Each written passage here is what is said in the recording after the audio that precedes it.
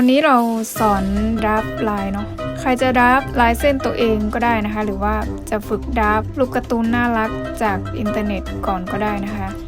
นี่ขั้นตอนแรกนะคะตั้งค่าก่อนนะคะว่าอยากจะให้ตัวปุ่มตรงที่กดตรงมือของ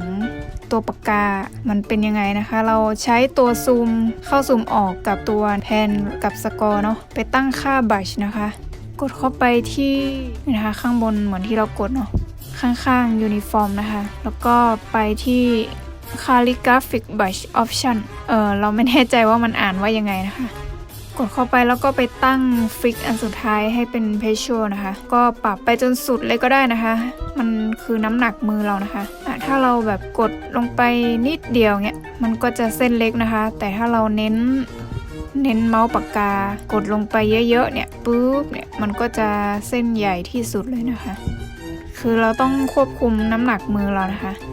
ความสม่ำเสมอของเส้นเนาะอันนี้เราไม่ได้วาดนานมากแล้วนะคะมันจะเก๊ๆกังๆนิดนึงแต่ก็พอได้อยู่นะเนี่ยพอได้อยู่มือนิ่งอยู่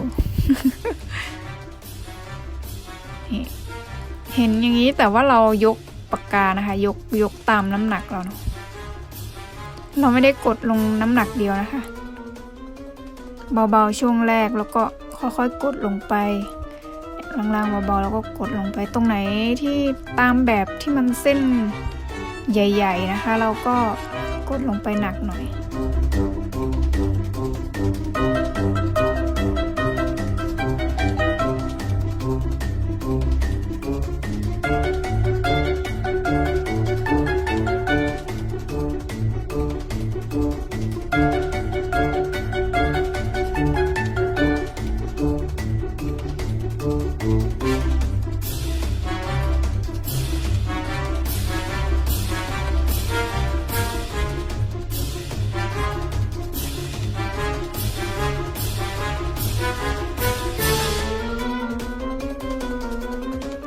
คลิกเลือกแล้วก็กลับด้านมันนะคะ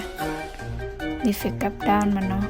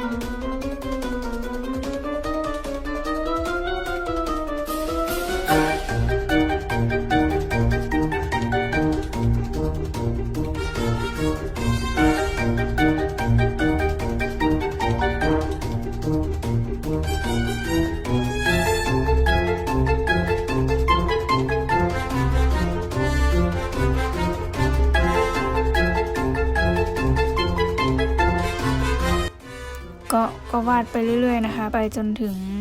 เสร็จแล้วเนาะพอเราเสร็จแล้วเนี่ยเราก็ทำการ